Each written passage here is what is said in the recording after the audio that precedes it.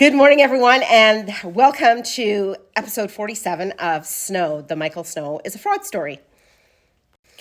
So first of all, I just really want to thank everyone that's been reaching out to me, sharing their stories with me, offering to help me. I've had, haircut offers and free tattoo removal. And honestly, you guys are just like, it warms my heart.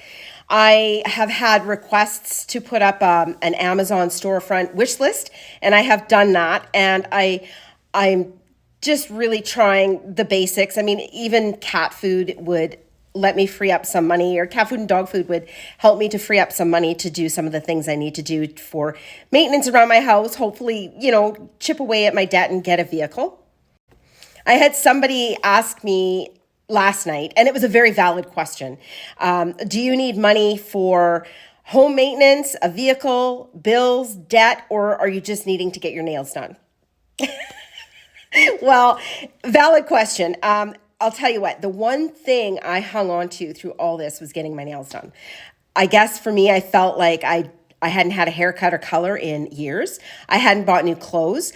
I had no new shoes. And it was the one thing I could scrape together $50 every month to get done. And I felt, I wasn't even wearing makeup at that point. And I felt like if I could get my nails done, maybe people wouldn't know, right? Because they'd really notice if after 15 or 20 years I stopped doing that. So really, when I say that I can't even afford light bulbs, I'm really telling you I can't afford light bulbs. I'm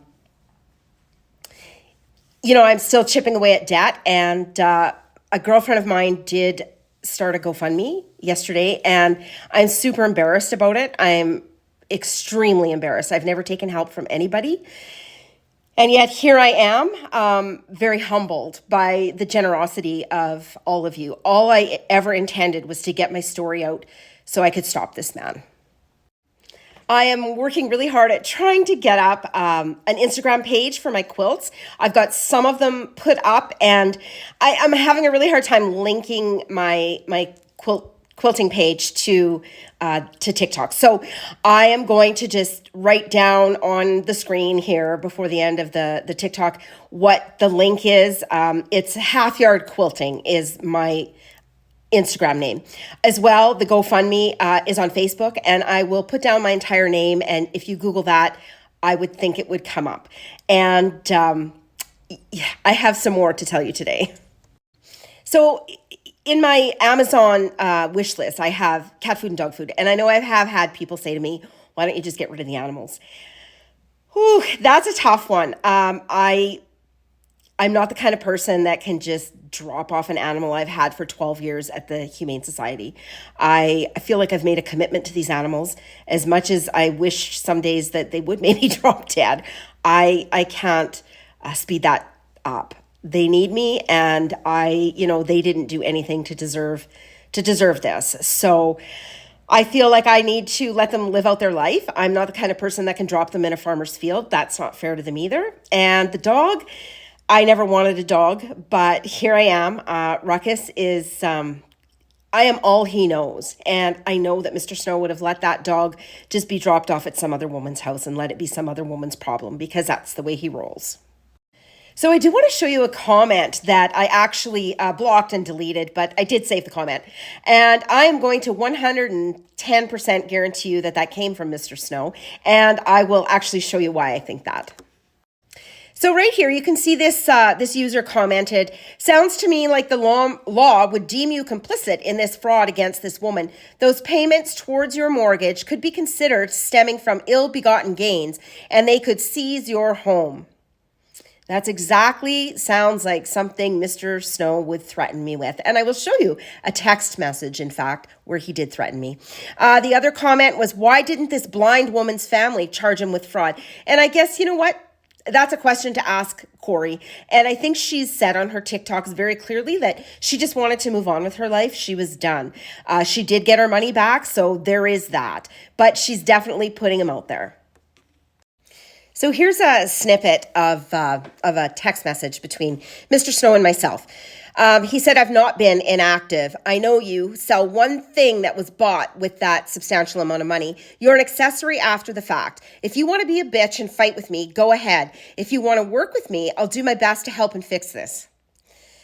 That's a lot of fixing, and he has no intention of it. But I know you don't love me, likely never did, and that's fine. Such a victim. But remember, you have said I'm a liar. Do you think my lawyer would advise me to deny the boat, property, or accounts? Or am I just full of shit? Well, I'm calling full of shit. This is Mr. Snow. He'd already actually admitted to me that it was all bullshit. So now he's coming back in to say that his lawyer advised him to tell me that, but he didn't have money for a lawyer. Think about the position you're in. The outcome is totally in your hands. And I said, well, Mike, I do think you're full of shit. As for selling anything you bought with the substantial amount of money, you haven't actually told me what exactly you spent that money on, so there is that. Here's another one. He says, well, herein lies the problem with you selling anything that I use that money for. If she sues me or if I get charged, and he knows it's coming, you're likely going to be accountable for selling the stuff. But like with Julie, I took the rap. Well, isn't that an interesting little tidbit right there? And I said to him, and you will take the fucking rap, Mike. This is absolutely bullshit, the position you've put me in. Is this what you did to Julie? Is that shit online all true? Now I'm talking about the articles. And he said, no, it's not. She didn't do anything. I said, who didn't? Or know anything? Julie didn't. Nobody knew what was happening because we thought everything was legit. So he thinks everything he did to defraud all these other people was legit. So just jumping back to the question that my friend asked, what I needed the money for, was it for house maintenance? Yes, that too. And another question I've been asked is, why don't I sell my home? Well, for one thing, Mr. Snow ran up a home equity line of credit that basically is against my home. So that's what's not included in a bankruptcy. So I'm still paying that down. If I sell my home, they take that money and I'm left with zero equity at any rate and no place to live. My mortgage is only $800 a month. I can't rent a place for $800 a month, and I do work out of my garage. So I can't really afford to lose my home. I have taken in a boarder, and I do plan to take in more, and that will help. I'm getting there. But he left so much chaos in my home that I need to clean and paint and just deal with all that as well. Home maintenance, all the things that Mr. Snow prevented me from doing, putting new shingles, new eaves troughs on my house. So now I'm 5 years behind in all that. I have some leakage in my front porch because I desperately need shingles and I can't afford that. Every time I see a shingle on my driveway, I just cringe because I don't know how I'm going to fix that. And I can't move. So I'm really stuck between a rock and a hard place. Okay, so now I'm going to do episode 48, and you guys are going to be just blown away by my guest and what she has to say. This might be my favorite episode yet, so stay tuned.